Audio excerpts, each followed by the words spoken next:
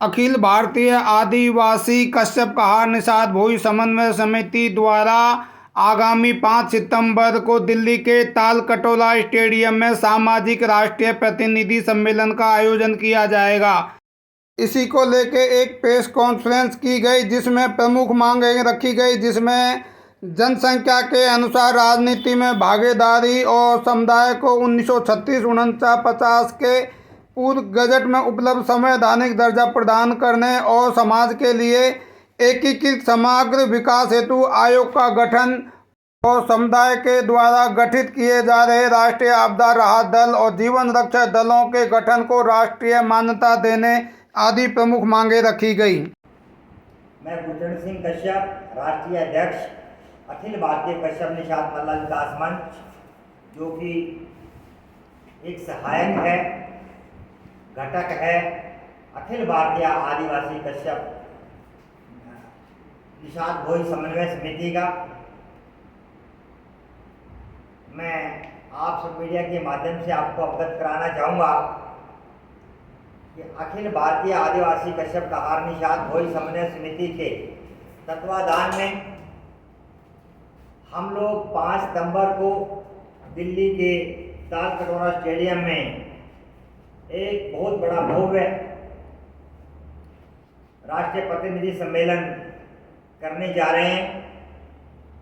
वैसे मैं आपको बताना भी चाहूँगा कि इस प्रकार के सम्मेलन, राष्ट्रीय सम्मेलन में हम अलग अलग प्रदेशों में 17 कर चुके हैं, लेकिन ये उन सब में एक भव्य सम्मेलन का आयोजन हम दिल्ली में करने जा रहे हैं। जी, हमने जो संगठन के बारे में पूछा है, देखिए हमारा समाज पूरे हिंदुस्तान में वास करता है जी, और अलग अलग जगह में अलग अलग नाम उसके हो सकते हैं, और उन सब के अलग अलग संगठन अपने अपने लेवल पे, लोकल लेवल पे अपनी ज़रूरतों के हिसाब से बनाए हुए हैं। तो हमारा ये अखिल भारतीय कश्यप कहार निषाद भोई समन्वय समिति, ये लगभग 151 संगठनों की एक समन्वय समिति है जो सभी का समन्वय करती है और सभी को एक प्लेटफॉर्म पे ला करके उनकी सभी के विचारों का विश्लेषण करके उनको एक प्लेटफॉर्म देती है, ताकि उनकी जो समस्याएं हैं उनको सुना जा सके, उनको एनालाइज किया जा सके, और प्रदेश स्तर पर और राष्ट्रीय स्तर पर जहाँ भी उनकी समस्याओं का समाधान हो सकता है वहाँ तक उस समस्या को पहुँचाया जा सके सरकार के सामने। हमारा जो समाज है, हमारा समाज अति पिछड़ी जाति में आता है। मंडल कमीशन जी ने भी जो रिपोर्ट अपनी दी थी उसमें जो 837 जो अति पिछड़ी जातियां हैं, उस अति पिछड़ी जाति में हम लोग आते हैं। सभी सरकारें कहती हैं, सभी पार्टियां कहती हैं कि जो हमारा जो मकसद है वो समाज के अंतिम व्यक्ति तक पहुंचने का है। तो वो अंतिम व्यक्ति कौन है? वो अंतिम व्यक्ति मेरा समाज है। इसलिए हम ये चाहते हैं कि सरकार हम तक पहुंचे और हमारे अधिकारों की रक्षा हो। तो हमारे अधिकारों की रक्षा कब होगी? जब हमारे प्रतिनिधि सरकार में, चाहे वो लोकसभा हो, चाहे विधानसभा हो और चाहे वो राज्यसभा हो, जब तक हमारे रिप्रेजेंटेटिव चुन करके वहाँ नहीं जाएंगे तो हमारे अधिकारों की रक्षा करेगा कौन? इसलिए हम चाहते हैं कि ज़्यादा से ज़्यादा जनसंख्या के अनुपात में हमारे समाज का प्रतिनिधित्व वहाँ पे होना चाहिए। एक्चुअली क्या है, जब भी सरकार विपत्ति में आती है जी, जैसे कोई आदमी मर गया जी, हमारे समाज को बुलाया जाता है कि आप ढूंढिए जी, वो उसमें से पानी में से निकालते जाते हैं। It means he trend. दूसरा, केरल इत्यादि में जहाँ भी डिजास्टर होता है वहाँ पर हमारे लोगों को नाव से ही बुलाया जाता है और रेस्क्यू किया जाता है, और वहाँ पे एनडीआरएफ की तरह ये लोग काम करते हैं। हमारा ये कहना, जब हम ट्रेंड हैं तो उस एनडीआरएफ में हमारे को क्यों नहीं रखा जाए?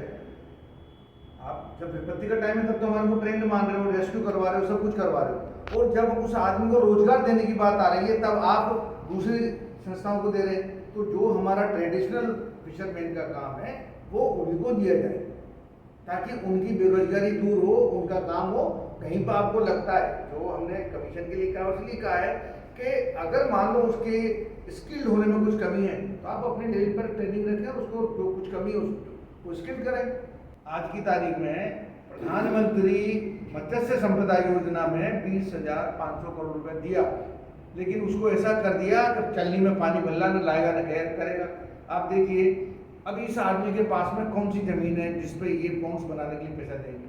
पहले जमीन दो ना जी, तभी तो कुछ करेगा। आप तो कह रहे हो अनाज ले आओ, मैं आपको सब्सिडी डबल पैसे दे दूंगा, कैसे दे दोगे आप? अब तो कोई अलग से आरक्षण नहीं चाहिए जी, हमें जो ऑलरेडी नोटिफाइड किया हुआ है सब कास्टों को, 1936 में 1949 में हाँ जी, उनको हाँ बचा जी, हाँ जी। उन्हीं कास्ट के उसकी जो उपजातियां हैं उन्हीं के द्वारा नोटिफाइड को लिस्ट में लेकर के उनको उसका लाभ मिले, ऐसी हमारी सरकार से मांग है।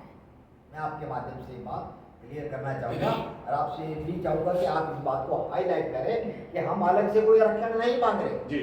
हमारा जहाँ ऑलरेडी आरक्षण है उसकी जो उपजातियां हैं सब कास्ट हैं उनको उसी में नोटिफाइड कर दें। ये जो अधिवेशन किया जा रहा है जी ये पूरा गैर राजनीतिक है जी और इसके अंदर समाज के लोगों को इस बात के लिए प्रेरित करना है कि रोजगार और शिक्षा पर ध्यान दें, तभी हमारा कहीं ना कहीं रोजगार का आना रहना जीवन यापन करना सुनिश्चित हो सकेगा।